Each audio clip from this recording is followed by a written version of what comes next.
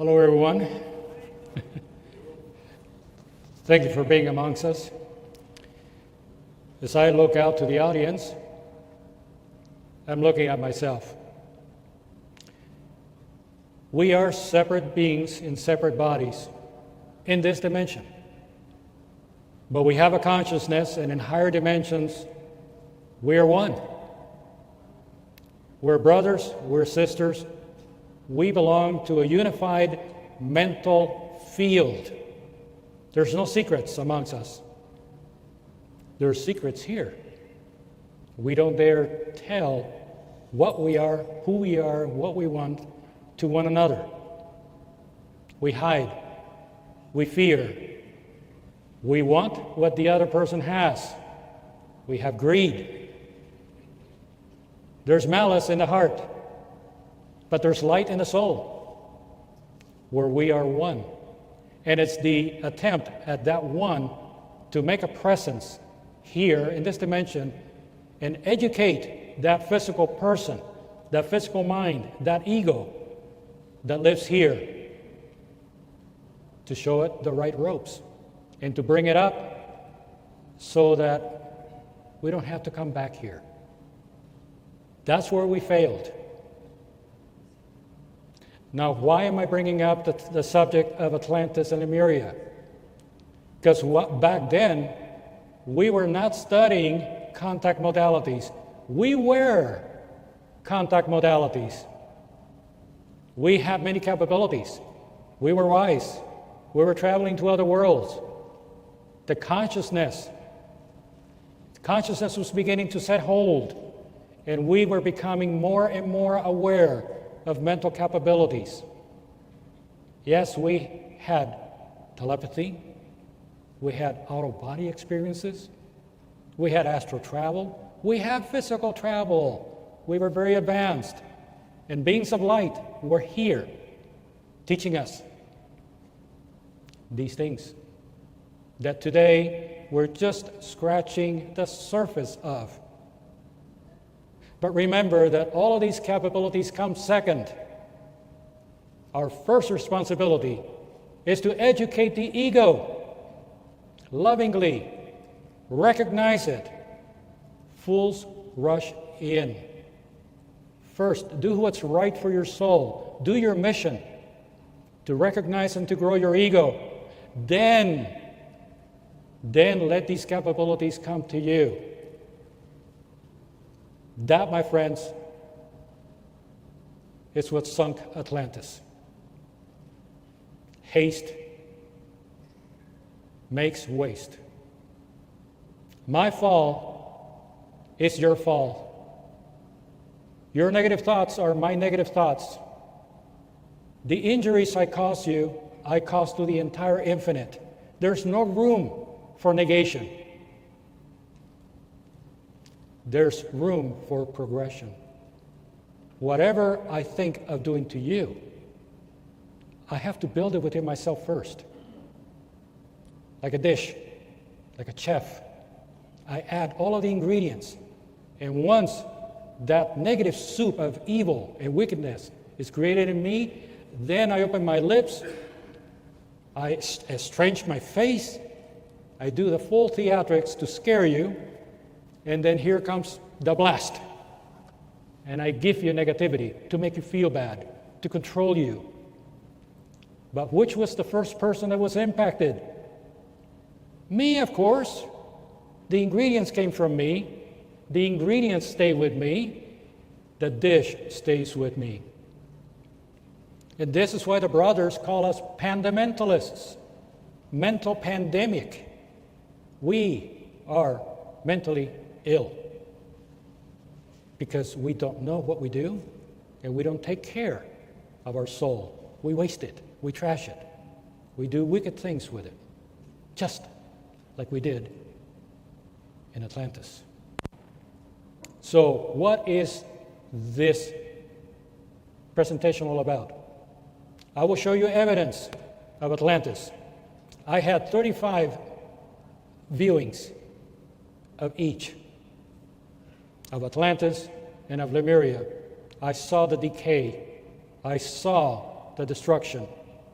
I saw the wars with the colonies. I wasn't the only one. I have confirmation from other individuals who, without telling them any of the details, came forward, and we confirmed many of these acts. Unfortunately, these witnesses could not be here today, but there's several of them. What I'm going to show you, folks, this is not science fiction. I would not stand here and put my name forward with a nice story. This is true. This was true. And remember that everything that you are right now, every thought, every idea, every desire, every emotion, every tear, every anger, you were once. Whatever you are now, you were then. You don't need to have Akashic records read. You are your Akashic record.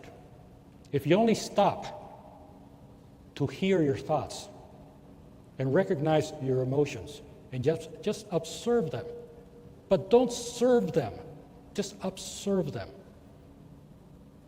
you will see the person you are now, which was the person you were then.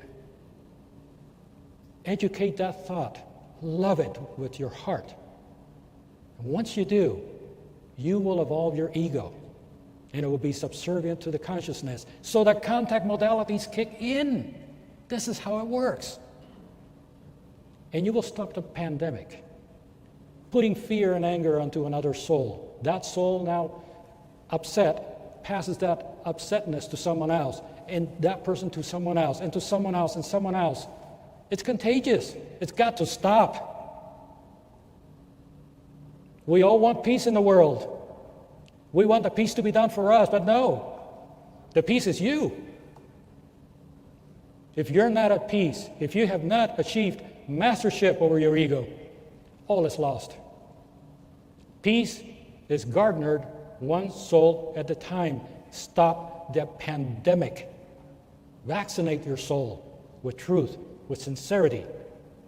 And let this presentation help you on your way to the true contact modalities, so you know what we all did. A lot of slides, a lot of information. I'm going to go fast again.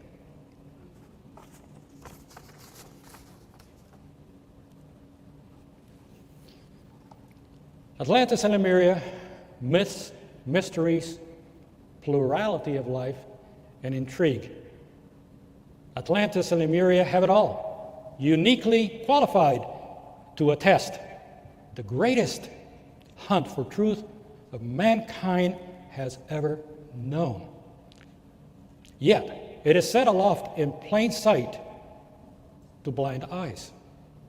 There are legends of great civilizations that rose from deep water seeded with prior fruits of life and power, consumed by greed and ego, all for naught, serving death's greatest yearnings. The Bermuda Triangle, lost people, ships, planes, and even time and space.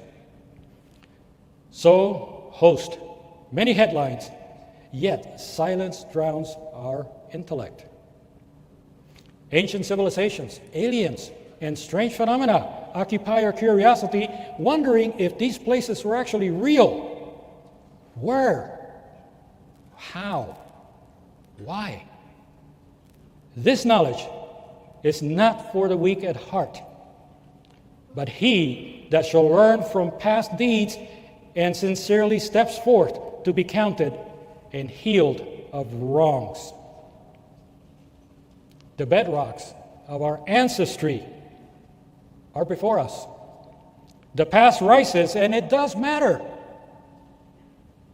for our legacy is sunken beneath dark waters and soul.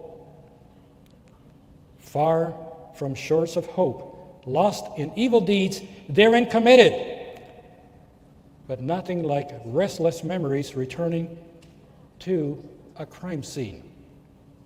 Today you will see my personal recalls of these past lands and times.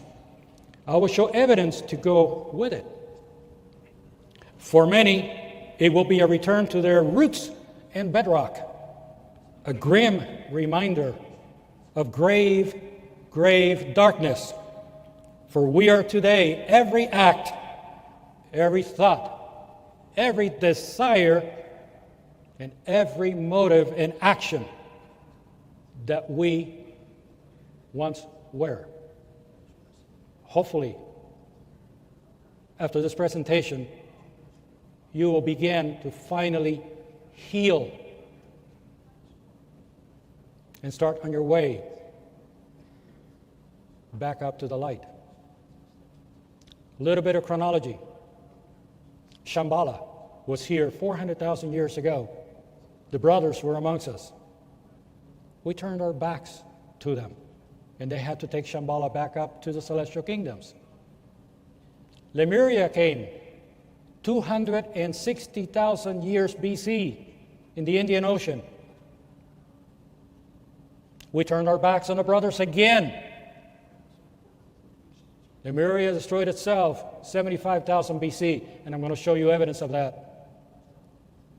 You started up in Mongolia. We turned our backs, destroyed ourselves. Atlantis came up 60,000 BC. We turned our backs on the brothers again. Again and again. Until we destroyed it 10,000 BC. Egypt came again. Peru came again. Bolivia came again. United States came again. History repeats itself. And unless we get down to the roots of what's causing us to turn our backs and go with entertainment and spiritual fun, we're going to continue doing it again. What's my mission in this life? To show you what we've done after I myself saw what I've done. I have to give you an apology for having led you wrong in the past, because I bear a lot of responsibility for not carrying my yoke the way I should have. I had a choice. I went wrong. I testify it. But I don't hate myself. It's time for me to leave, to change. You have all been living in this planet long enough. You've been living without the contact modalities for too long. You've been praising your ego for too long. Time to change. Time to get out of here. Who wants to leave? You just heard how.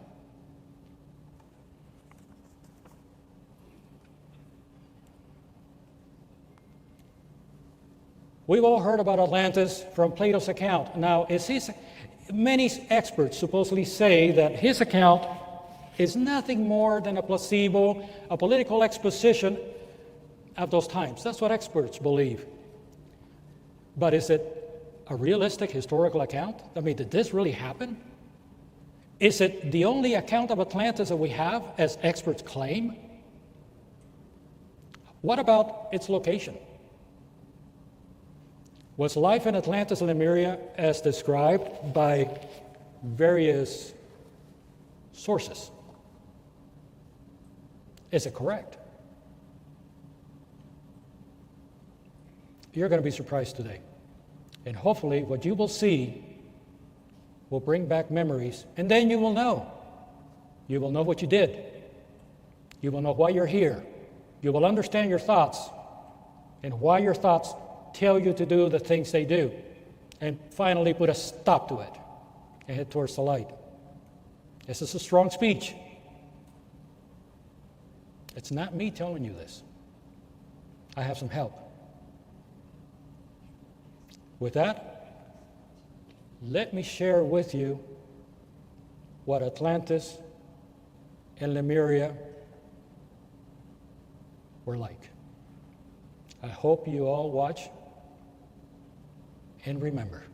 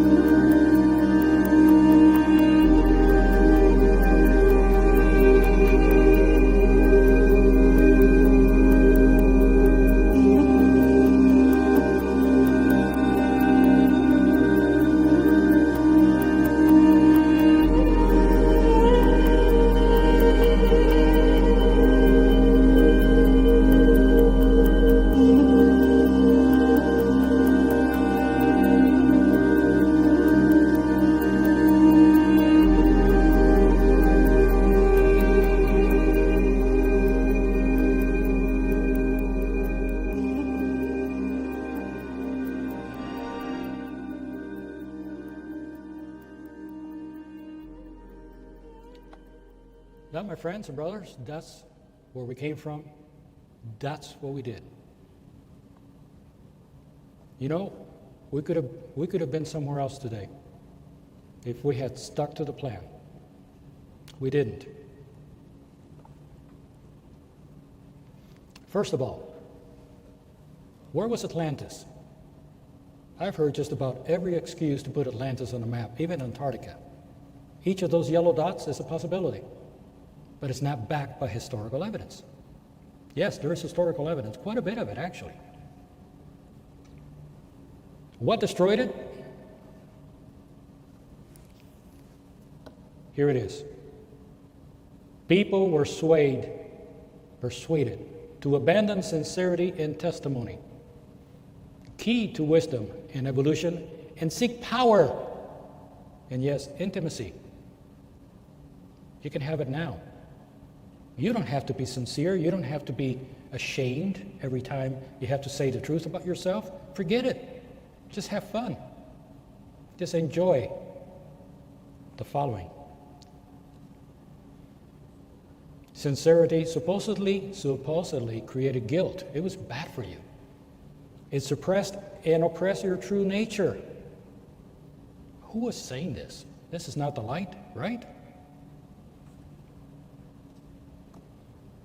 There was a dark priesthood in Atlantis, and they were individuals who were, let's say, they did not wish to qualify.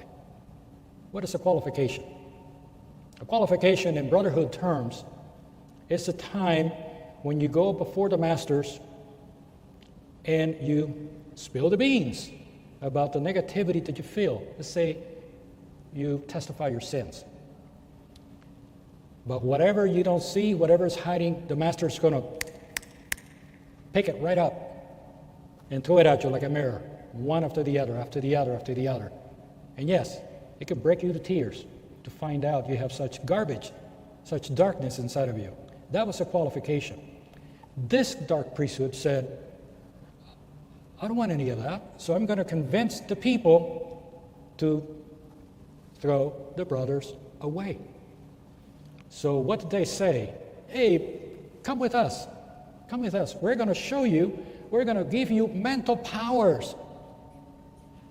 Okay? We're going to give you ESP. We're going to let you have out-of-body experiences. Yeah, astral travel.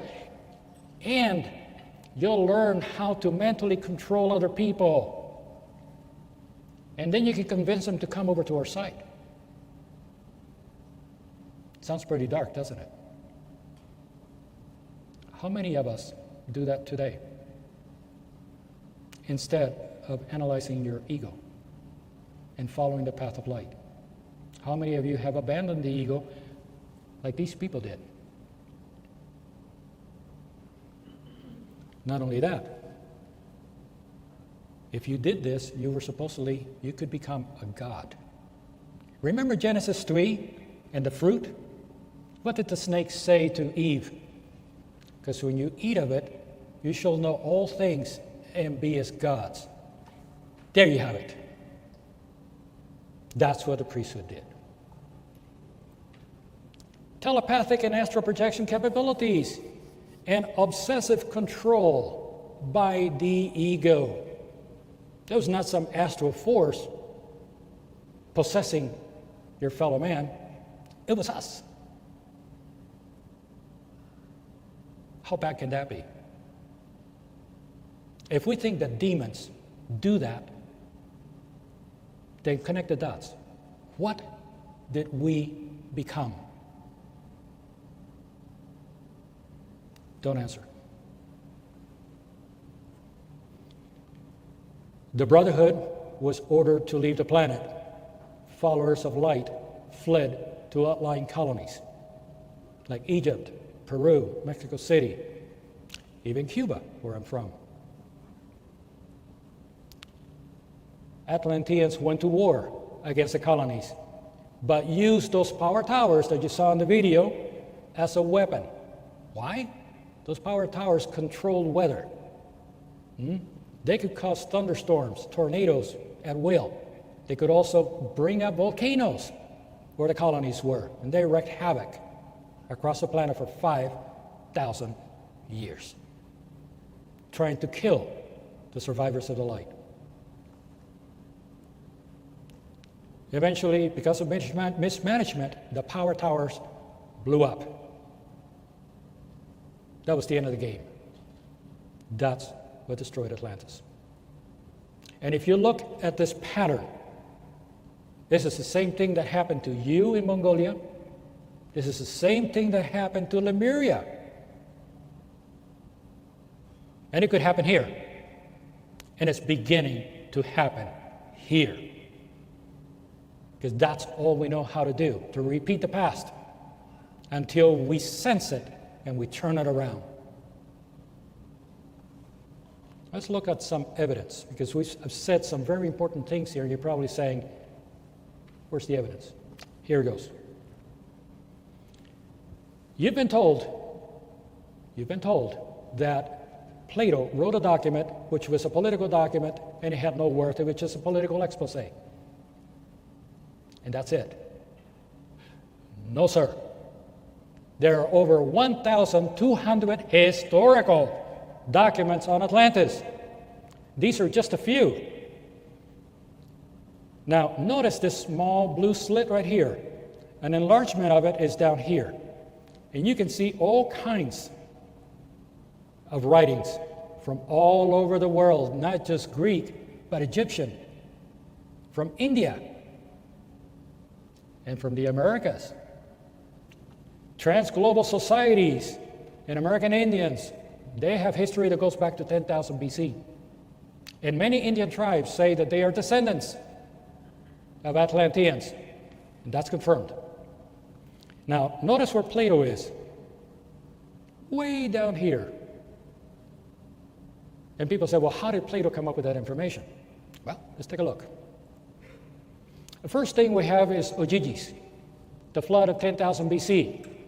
It was the first worldwide flood at the time of the primeval ruler Ogyges in Greece. It's dated by Plato at about 10,000 BC. 4,000 BC, the Book of the Dead is an Egyptian funeral text. Now, please, everything that I have in yellow, remember, so you can connect the dots. Or you can see it later in the DVD. All these details will be on the screen. King Thoth governed an island in the west that was destroyed by waters. And guess what? He took survivors to Egypt. Bingo. That's the Book of the Dead. But there's more. Oh, do I have surprises for you. Keep your eyes peeled.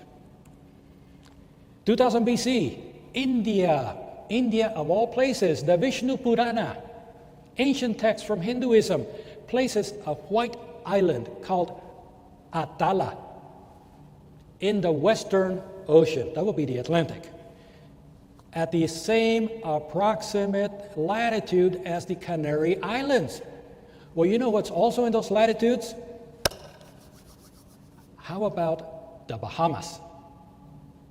Bimini. Remember Edgar Cayce? Here's evidence for Edgar Cayce. And by the way, all of the references are down here at the bottom of your screen. 1300 BC, the Turin Papyrus, a map that shows 10 king gods in a foreign country in ancient times.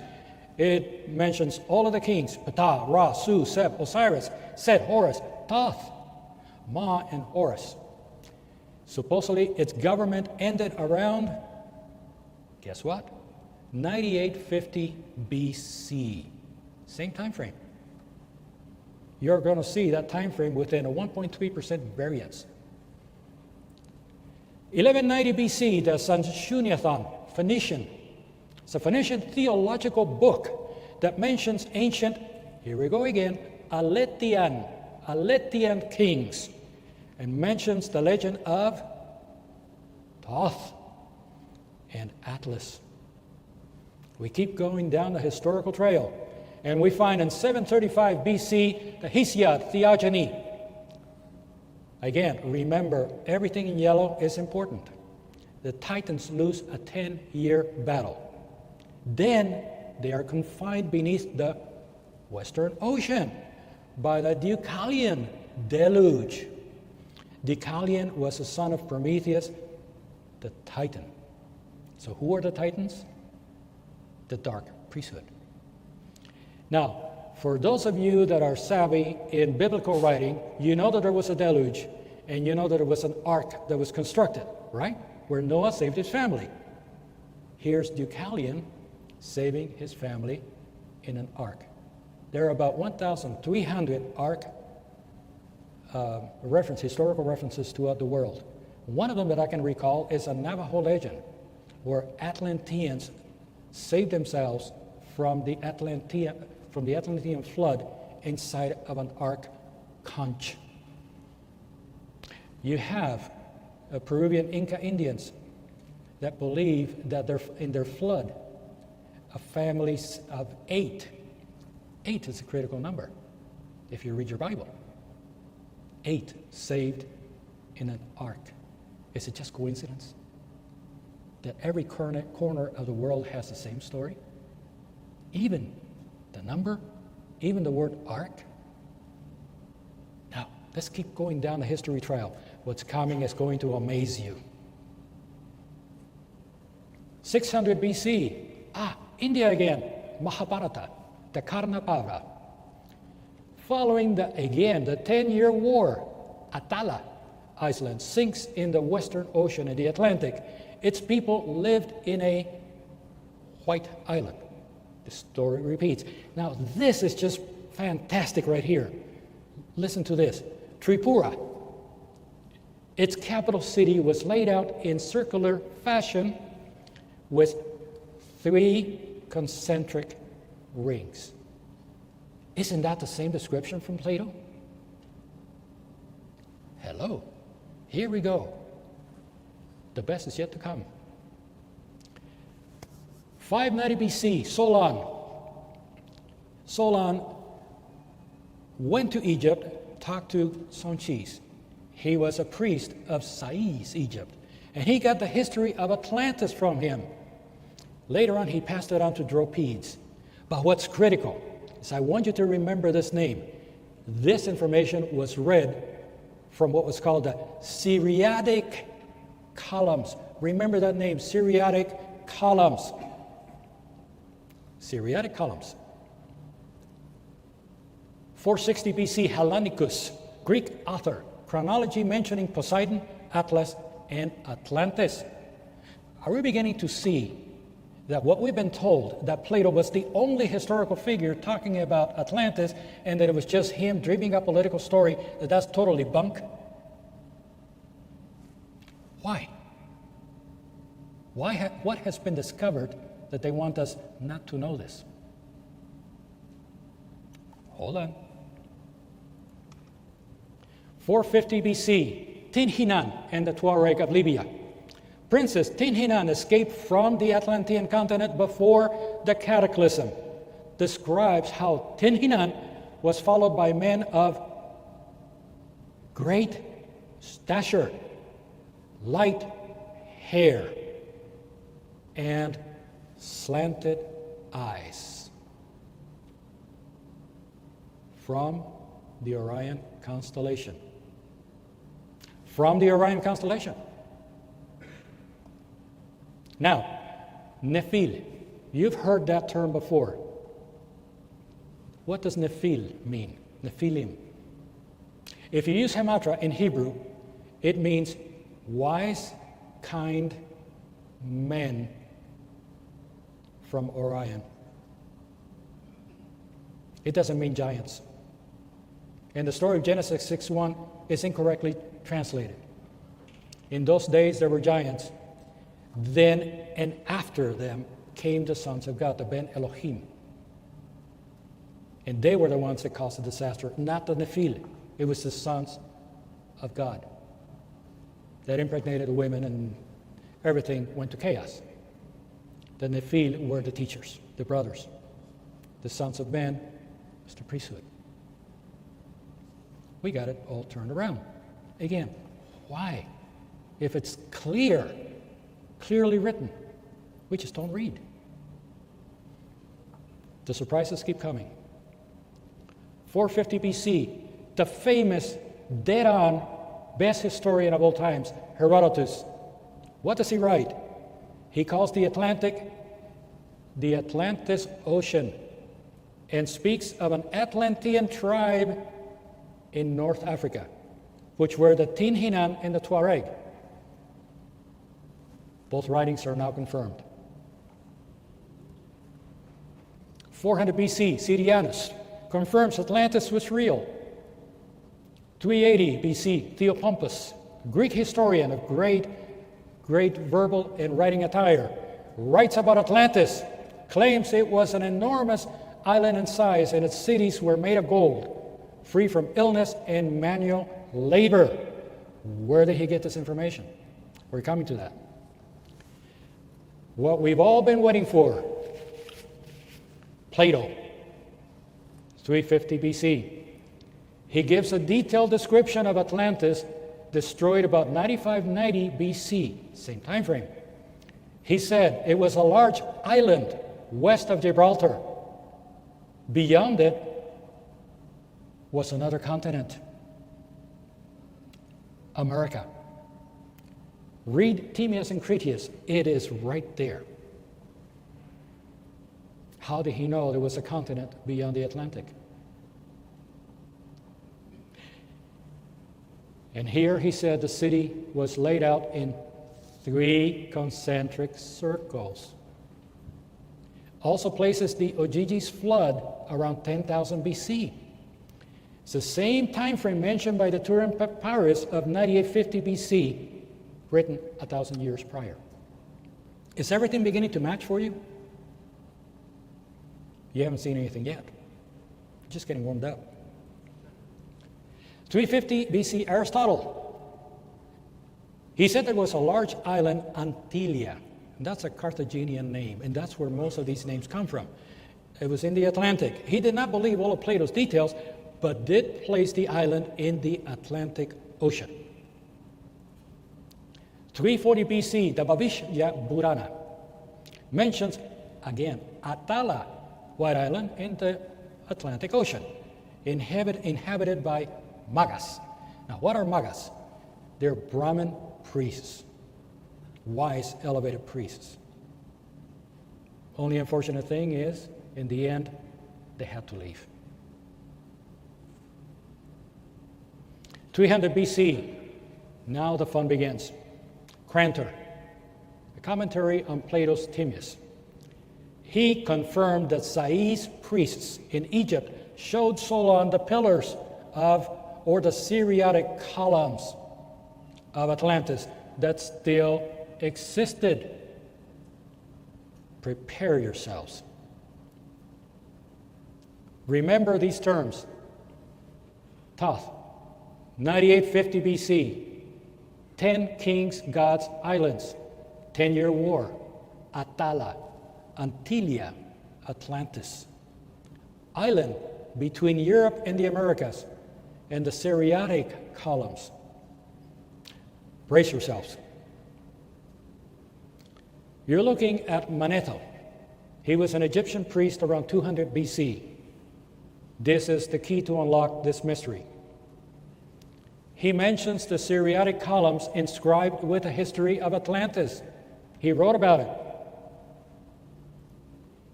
The same column references as Solon and Crantor. Sincilius steps into the picture, and he says that Manetho wrote the book of Sothis. This is important. Though there's controversy because Sincilius' introduction is in modern terms, nevertheless, this is a strong reference to these columns. Where were these columns?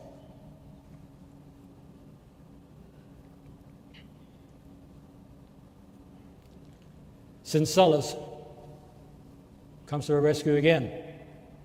Syriatic is a Greek word that comes from Syriac or Sothis. So Sothis, Syriat, or Syriatis, it's the same thing. The deification of Sothis was in Egypt Sopdet or what we know as Sirius today. It is a star in Canis Majoris identified with, yes, Isis.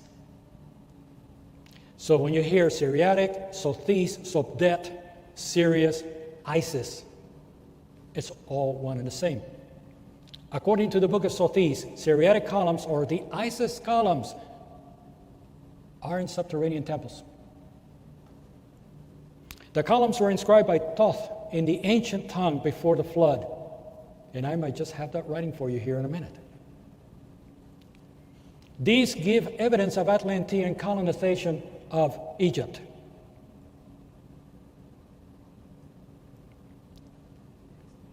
According to Flavius Josephus, he was one of the greatest Jewish historians that ever lived. Flavius Josephus. According to him, Sirius is the home of Isis, or Sirius. Was Isis from here? No. Manetho, Isis Stela, is kept in subterranean tunnels. Could it be Edgar Case's Hall of Records? What do you think? Look at these hieroglyphics. It's called a dream stela, and it shows cities beneath the Sphinx. It's right in front of the Sphinx. There it is, the dream stela. It is called the House of Thoth. Look at that house, the Sphinx on top, tunnels and rooms beneath. There's something beneath the Sphinx. This is not the only picture. Behold, there's another one. 2 for the price of 1, and they show the same thing. And you can see the servants offering stuff to put inside, store. Let's look at Edgar Cayce. Atlantis history is beneath the Sphinx, confirmed by Manetho, Syncellus, and many Greek philosophers. Now, recent excavations in front and beneath the Sphinx have been carried out. I'll show you that evidence. But information on what was found has been kept secret. So I sent a secret agent out there. He said that the front of the paws was dug out. There's a big hole, and it's all covered now by wooden planks. You can't see what's down there. This is what has been found beneath the Sphinx. A shaft discovered in 1926, another one in 1977, and they run all the way down through the Sphinx. Whoops, didn't mean to do that. And all the way out to the river. Each of these red spots is a cavity that has been discovered. Entrances into the Sphinx. There was even a head entrance that was covered up early in the century, and the Osiris sarcophagus was found 40 meters before ground in one of the tunnels. 2 chambers were found, large rooms, including a small chamber. And everybody wonders, is that what got dug up? Could that be the Hall of Records? Hold on. You're looking at some of the entrances. A well entrance on the right, side entrances. Feast your eyes on this. This is the David H. Lewis expedition. What you're looking at here is the normal, what we've known about the pyramid over time, the different halls that have been found in rooms. But he found 146 meters off the ground, a secret stone entrance that led to staircases that go down, down, down, down, down, down, down to a 4-story room, a sealed room with multiple entrances. This room is 177 meters beneath the surface. And what does it have? You're looking at a drawing of it. This is a hall of records. But that's not all that he found. That tunnel that you were looking at in the Sphinx, these shafts, one of them leads to this room. Below it, maybe some 10 meters, is what Lewis called a trans tube, a metro.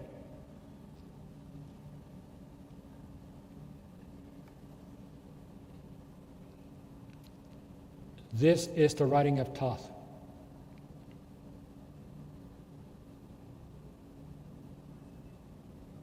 The Syriatic columns have been found. You have not been told.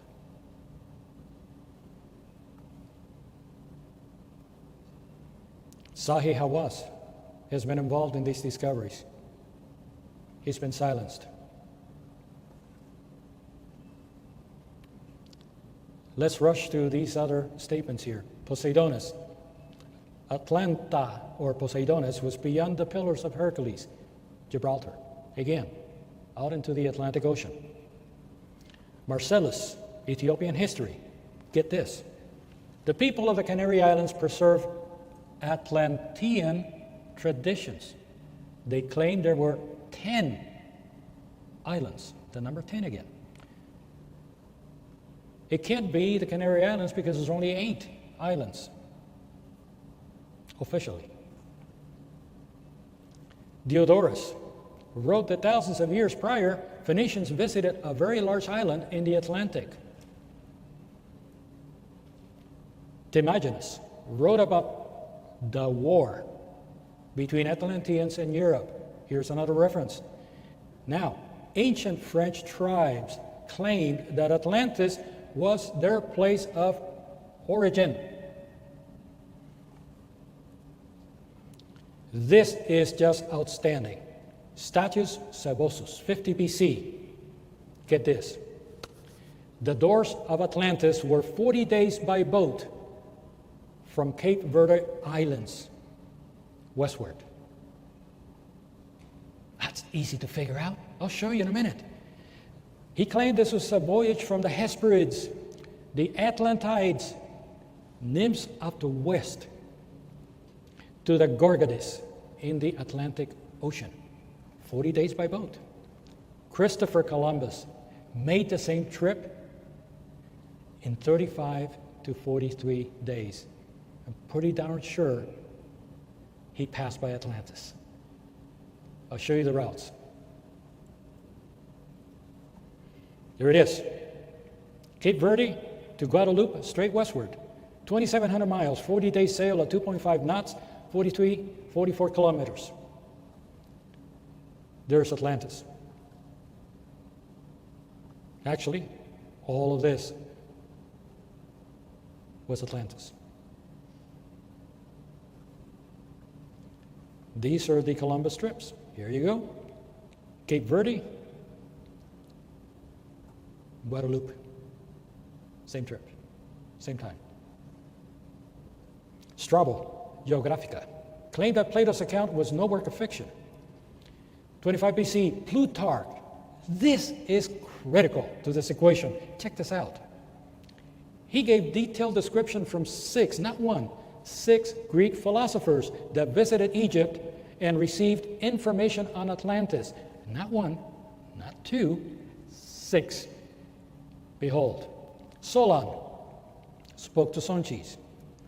Tales of Miletus. Pythagoras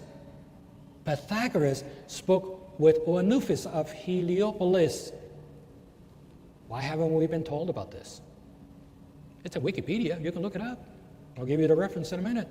Here's Plato. Plato himself went down there to look at this.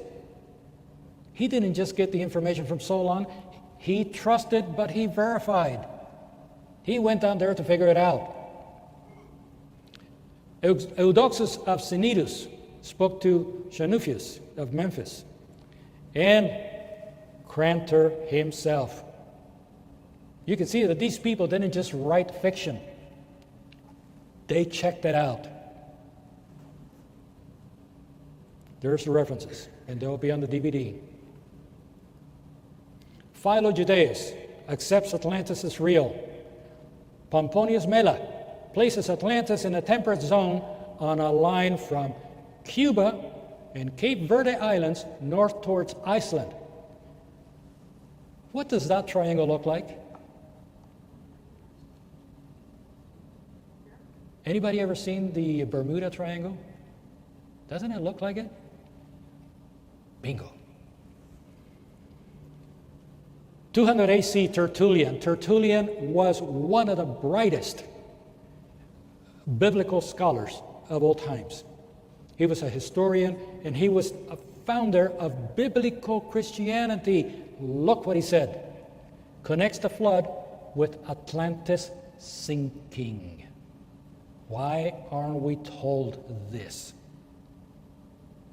Especially in biblical ecology. 230, Claudius Aelianus refers to Atlantis in his book, The Nature of Animals. 320 AC, this is critical. Arnobius accepts the reality of Plato's Atlantis, but look what he says. He starts off by saying, we caused it. We caused it. 10,000 years ago, many men left the island called Neptune's Atlantis, as stated by Plato, and they certainly ruined and eliminated innumerable tribes. Who did this? We caused it. Reincarnation. How about that? The glorious Arnobius, father of Christianity. 450 AC, Proclus Lycaeus speaks of islands in the external ocean. 10 islands again, 7 were small, Persephone, 3 large, Poseidon. 550 AC, Cosmas Encyclopleustes confirms Timaeus' story of 10 kings. 1200 AC, Codex Cortesianus, Mayan Atlantean destruction. 1300 AC, Dresden Codex, Mayan Atlantean destruction. 1379, Hebrew treatise, habitable regions first emerged in the Western Ocean and beyond. In the early days, there was an island in the middle of the ocean. Today, it's covered by waters 10 degrees into the sea. That is precisely 692 equatorial miles of shore. It's difficult to find the relative point, but this deduces longitude from the point where the sea begins. Okay? Assuming the sea begins off the islands, 692 miles off, we have this right here. The Atlantis seamount, the Plato seamount, etc. Sunken. Volcanic chains. 1500 AC, the Chilam Balam Shumayel, Mayan Yucatan Atlantean destruction. 1500 AC, the Popol Vuh Quiché, Mayan Guatemalan Atlantean destruction. The Mayans have all kinds of information on this. And this is the cream of it all. Take a look at this. Melted granite, a wall of granite melted all the way down to here. What can do that? Did you know that the granite blocks that were used in Peru to construct all the different cities, including Cusco, their granite does not have water? In other words, those rocks were not chiseled. They were melted. And you can even see some of the marks of the molds that were used to hold the shape of the stone as it was melted into place. What in the world can do that? Can you imagine the temperature required to do that? How about a 700-ton stone? Melted. This is in Sacsayhuaman, Peru. We have claims from Native Americans. It came from a large sunken island in the Atlantic. The Maidu and the Pomo natives of Northern California relate to the Kuksu deluge. Carib natives, they claim that Amai survived a great deluge. The Guiana natives of Brazil claim that Maira, king and survivor of a sunken island. The Argentine natives speak of the Mataco deluge, the Tucua and Chaco. Paraguay natives, and they even name it, huge refugee wave from Atlantis. More evidence. This is from the Bible. Now, we've all learned that there's a lineage from Adam all the way to Noah and what have you. But did you know that the names have a meaning? They have a significance. And it's a message. We have Adam and Cain. And I will just go down through these pretty quickly, out of time. We can read it out. Man from red earth is possessive. It was dedicated to a fleet of ships. It was wounded by God. Whom is of God is powerful, an adornment in a stream of water, not a current in the shade. You shall be brought out of possession into beauty. This explains how Atlantis was destroyed and the fact that we were possessive. But we do have a bright future. We will be brought out of possession into beauty, into light, into sincerity. Pull out your Bibles and look at the meaning of these words. Prove it to yourselves. Cuba, sunken city. I have a friend in St. Lucia, has this Carib sculptures about this big. How in the world did those natives create these perfectly aligned parallel lines? How did they laser cut these slices? How? You have any idea how small these are and how precisely cut they are? You're looking at an Atlantean artifact.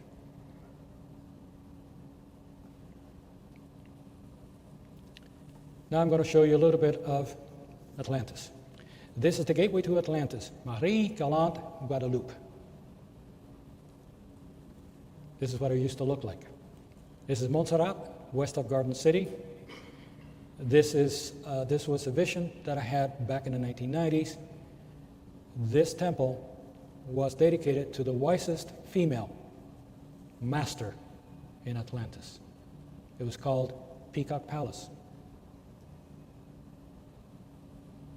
And you can see the master and her subjects approaching the temple.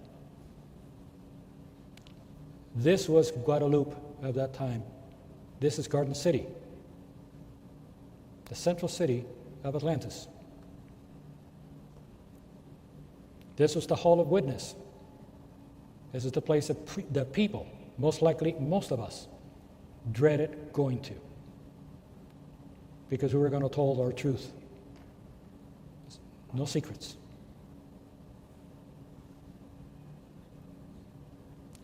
This was the Light Citadel, the residence of the most ascended master in Atlantis. The uppermost section was interdimensional. That being was halfway between physical and celestial. Could not be approached. Intelligence was incredible. This is in the area called Poseidon. Yes, there was a Poseidon. This is mentioned. This was the control center for the power towers. This is how the power towers worked. 35 megahertz lasers cutting through the air all the way to the ionosphere, creating an air vacuum, ionizing the air and bringing ions from the Van Allen belt down into the core, accelerated interdimensionally in this barrel here, like a laser, brought down to the main flute into a pair of very thick, very wide primary secondary coils, tuned to 300 kilohertz and then injected into the planet.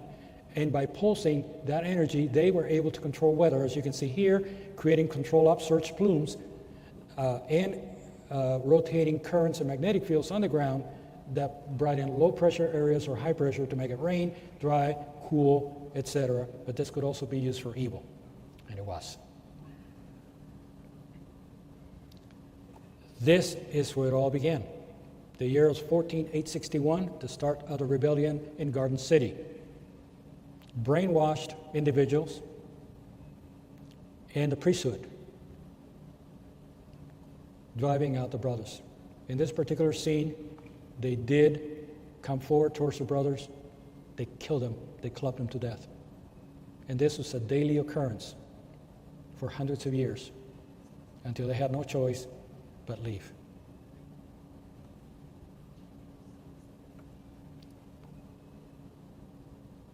You probably heard of Anubis, Osiris, and Seth. I had the privilege of having a dream on Osiris and saw what happened. Seth was not Osiris's brother, it was his son. Anubis was also his son, and so was Horus. Seth set up a skirmish outside of the main, this is in Egypt, the Egyptian colony. I took the army up there to see what was going on. Meanwhile, Seth came back, clubbed Osiris to death. Osiris was my father. And yes, I was Anubis. Anubis is just a name that was given to us. But he gave me a last order. And that was to never stop promoting the light and making sure that people wake up and train their ego. There's nothing more important. I've been doing that now for 17,000 years. Osiris was not from here. He was from Orion. This was the end. The towers exploded because of mismanagement. Not a pretty sight. I lived it. I was there. This is what happened to Garden City. There's nothing left.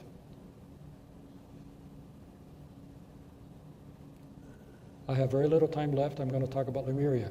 Again, Lemuria has been placed all over the place, and I will prove to you exactly where it was.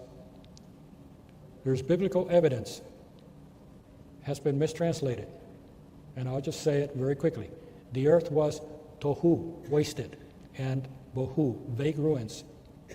You can't have vague ruins if the planet is just created. What ruins? What cities were ruined? What was wasted?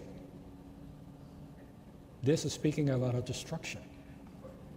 If we go to Jeremiah 4:23, it says, I beheld the earth, and it was wasted and in vague ruins, and the heavens had no light. I beheld the mountains, and they trembled. All the hills moved swiftly. I beheld, there was no man, and the birds of the heavens were gone. I beheld the fruitful places were barren, and all the cities were broken down. Behold this. Isaiah 45:18. He did not create it wasted. Uses the same word, tohu.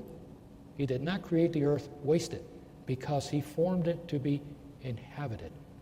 So if the earth was wasted and he didn't create it wasted, who wasted it? Who did? Maybe some of you that are here helped do that. Let's go to scientific evidence. You're looking at Mount Toba in Indonesia.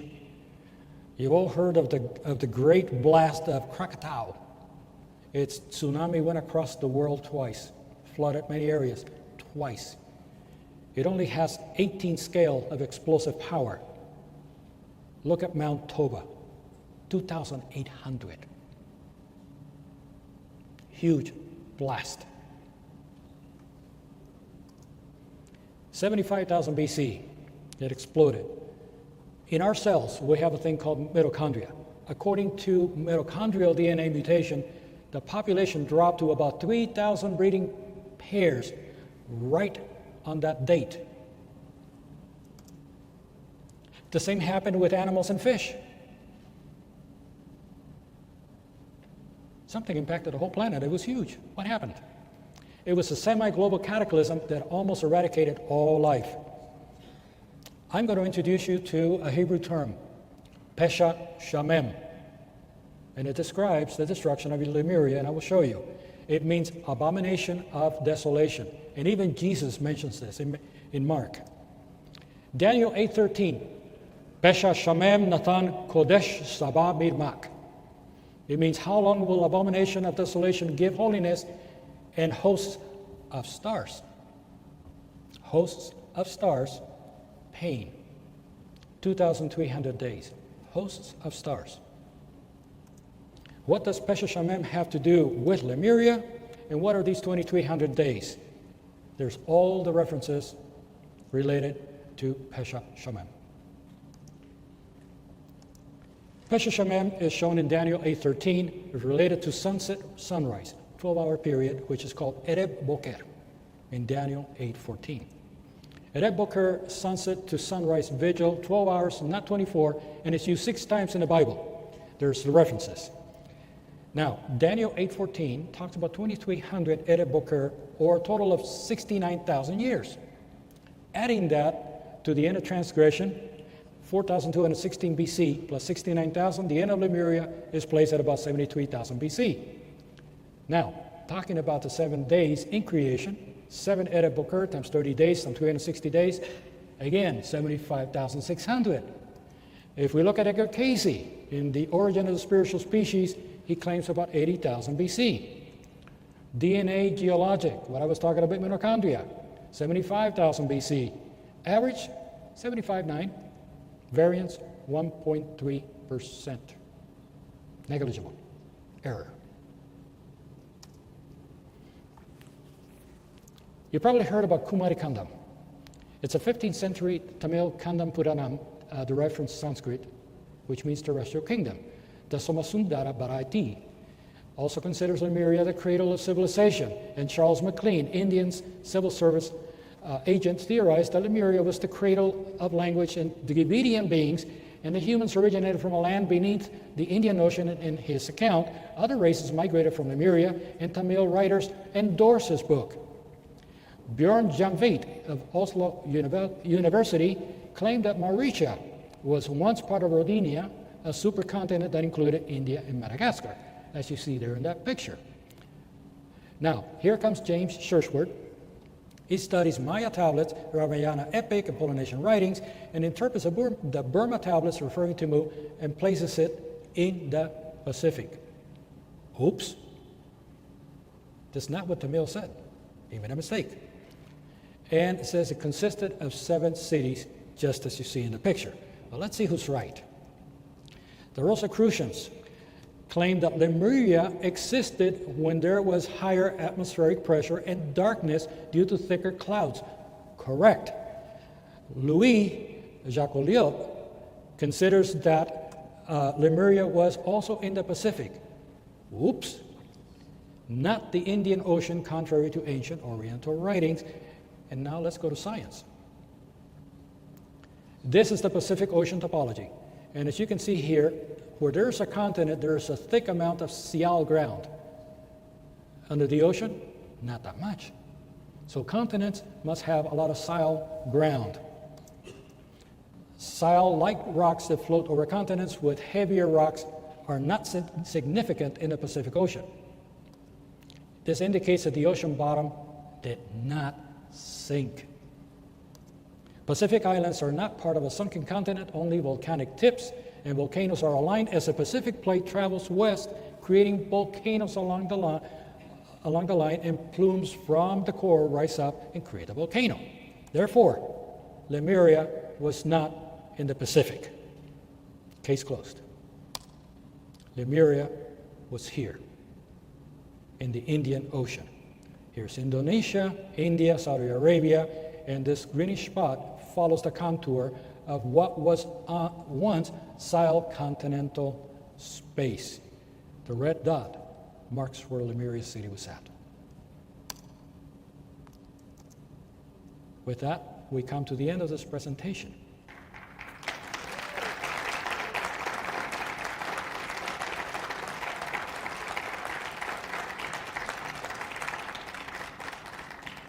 And I think we have 5 minutes, maybe 4 minutes for questions. Don't all rush in.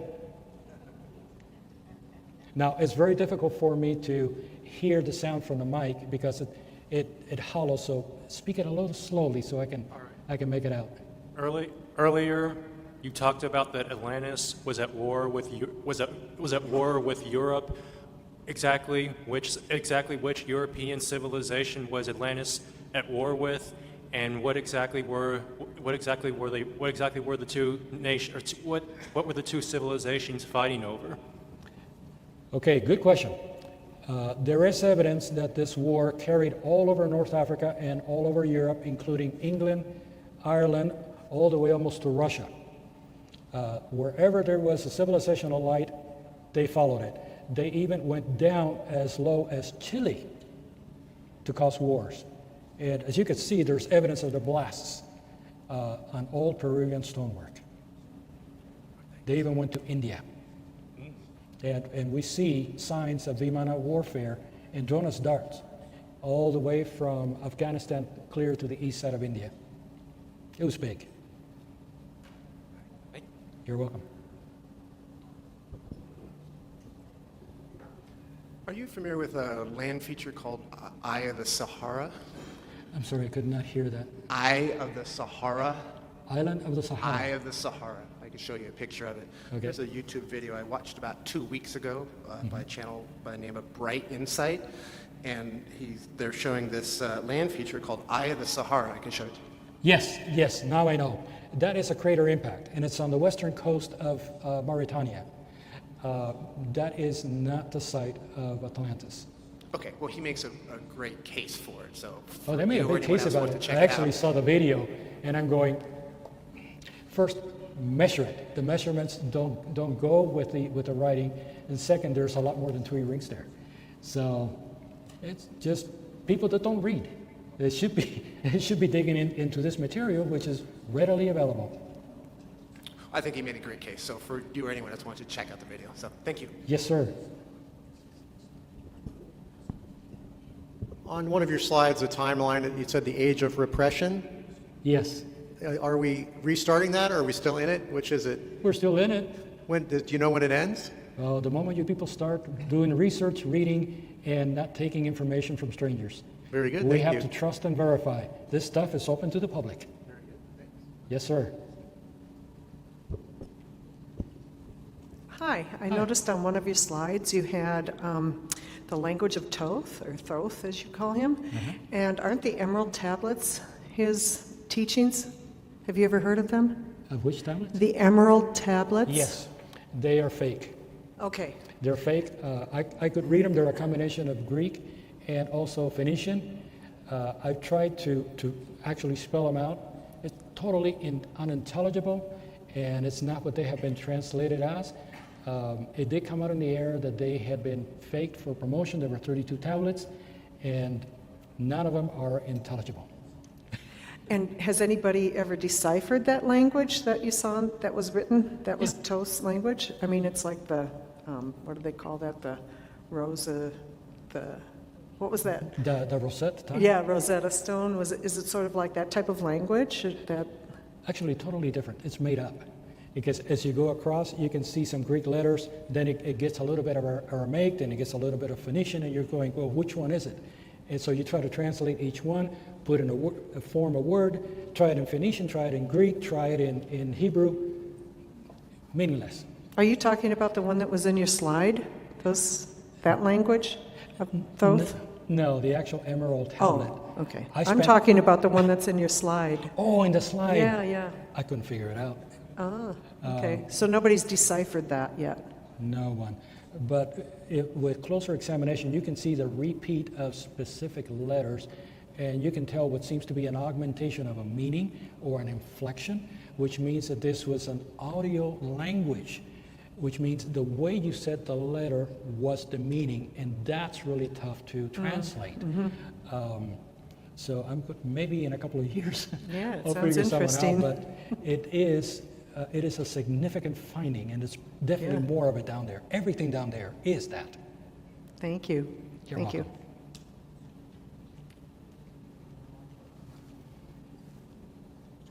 That's it. Thanks, everyone. Life be with you.